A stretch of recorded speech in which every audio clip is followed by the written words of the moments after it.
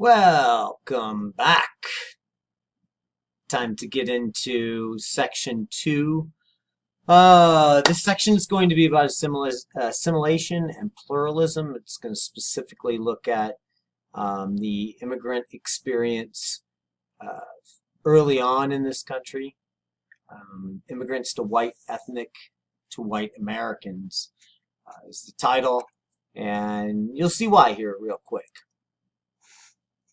So assimilation and pluralism are, in many respects, polar opposites, but they're not mutually exclusive. Assimilation is the process in which formally distinct and separate groups come to share a common culture and merge together socially. Societies undergo assimilation and differences decrease. The United States is a country that requires assimilation. When you come here, you are required to shed your cultural characteristics and become American. Pluralism, on the other hand, exists when groups maintain their individual identities. In pluralistic societies, groups remain separate and the cultural and social differences persist over time. Now you can argue for assimilation, you can argue for pluralism. Pluralism will most likely give you more diversity, and your societies might be more interesting because they represent different types of people, but assimilation is going to be more sameness and less conflict in theory. It's not necessarily what happens, but in theory, that's what's supposed to be happening.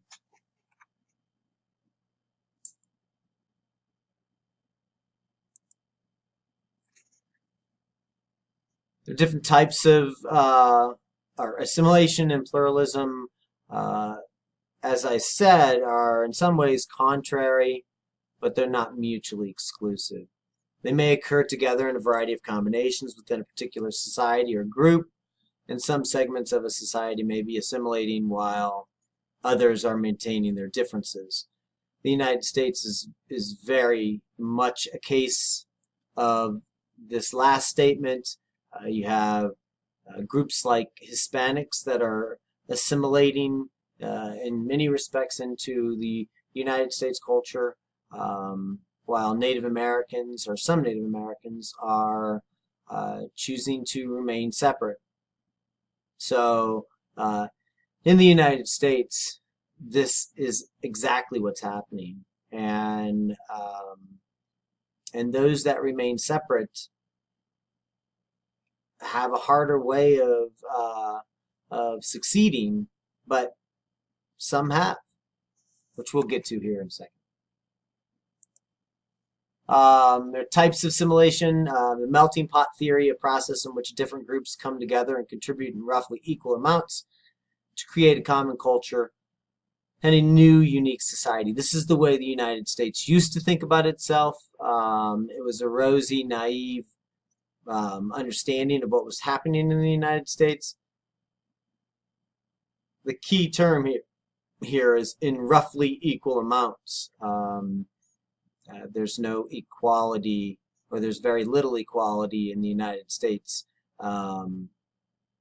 because we are a dominant minority structured society, and the dominant tends to get more and the minorities tend to get less. Anglo-conformity is another way of thinking about assimilation. If you think about this statement, we have room for but one flag, the American flag. We have room for but one language, and that's the English language. And we have room for but one loyalty, and that is the loyalty to the American people. This is pretty much saying to any immigrant coming to the United States, you need to become American. You need to shed the cultural trappings that you're arriving on our shores with, and you need to become American. You need to leave the idea of being an Italian behind and start the process of becoming an American. By the way, that statement was from Theodore Roosevelt in 1907, when we were in the midst of one of the largest human migrations in certainly in the industrial age. All of them coming to the United States. Under Anglo-conformity, the immigrant and minority groups are expected to adapt Anglo-American culture as quickly as possible. Quicker that you do this, the more successful you'll be. And especially with the groups that came early on, that was the case.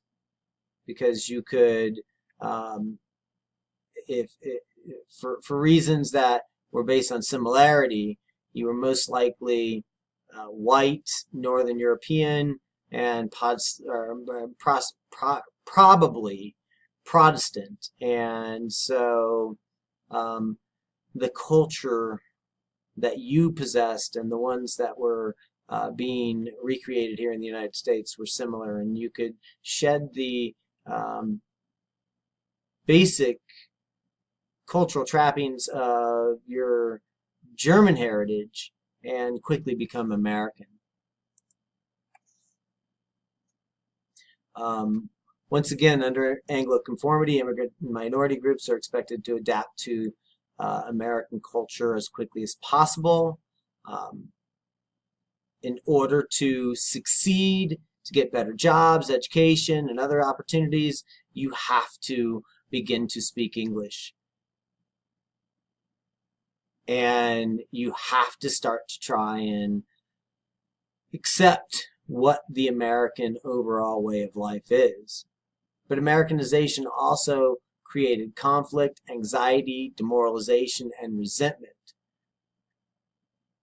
Because a lot of people aren't able to rise up the way that they are told that they should, especially that second wave of immigrants that come with cultural characteristics that are not similar and not acceptable, like Catholicism or Irish heritage or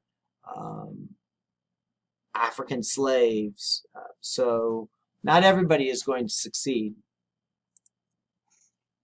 Some ways of thinking about assimilation, some theories and concepts that were hammered out by, at least early on, by Robert Park, who was part of the Chicago School of Sociology, and he focuses specifically on race relation cycles.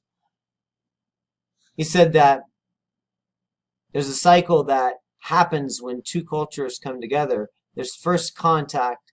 Contact leads to competition. Competition to competition leads to accommodation, and ultimately assimilation. So accommodation is generally, once competition has been completed, one group has to accommodate the other, and ultimately they're allowed to assimilate into that population. Park believed that assimilation was inevitable in a democratic and industrial society. He believed that in a political system based on democracy, fairness, and impartial justice, all groups will eventually secure equal treatment under the law. One of the problems with Park's ideas is how long is it going to take for this equality to find all groups? And we're beginning to realize that certain groups aren't being factored into this equality after all. Another perspective is Milton Gordon.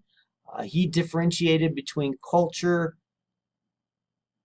and social structure, especially looking at primary networks and secondary networks. In Gordon's theory, movement from acculturation to integration is a crucial step in the assimilation process. Once that step is taken, all the other sub-processes will occur in due time. Some of his conclusions have been called into question, though.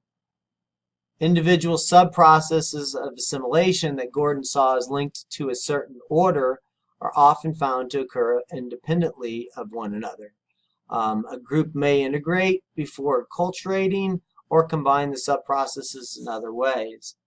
Also, many researchers no longer think of the process of assimilation as necessarily linear or one way. Groups or segments of groups may reverse direction and become less assimilated over time, revive their traditional cultures, relearn the old language, or revitalize ethnic organizations or associations. Many of the early scientists thought that things moved in history was moving in a progressive fashion, and it was a linear process. We were moving forward, but as we've studied more, we see that history doesn't always move in a linear fashion. It can move backwards, forward, sideways. It can stop. It can restart. It can do all kinds of things. Gordon spoke of stages of assimilation.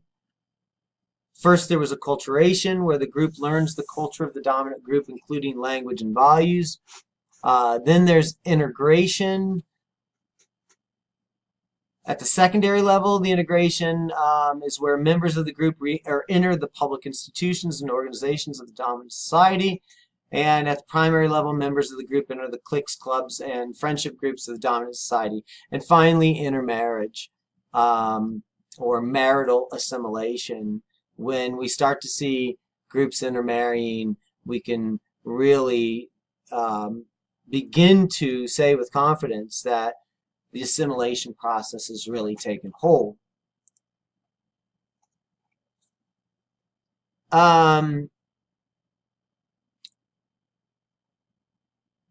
So the traditional perspective on assimilation is more a status attainment theory than an assimilation theory.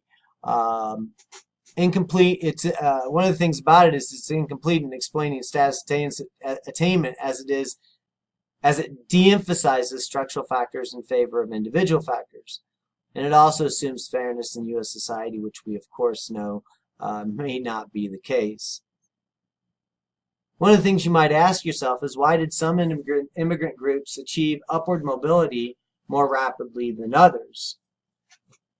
Human capital theory answers questions such as these in terms of the resources and cultural characteristics of the members of the groups, especially their levels of education and familiarity with English. Success is seen as a direct result of individual effort and the wise investment of personal resources. People or groups who fail haven't tried hard enough, haven't made the right kinds of educational investments, or have values or habits that limit their ability to compete. That might have been the case with the first couple of waves of immigration, but those that start to gain rights and make headway in the United States in the late 50s on through to today have it harder.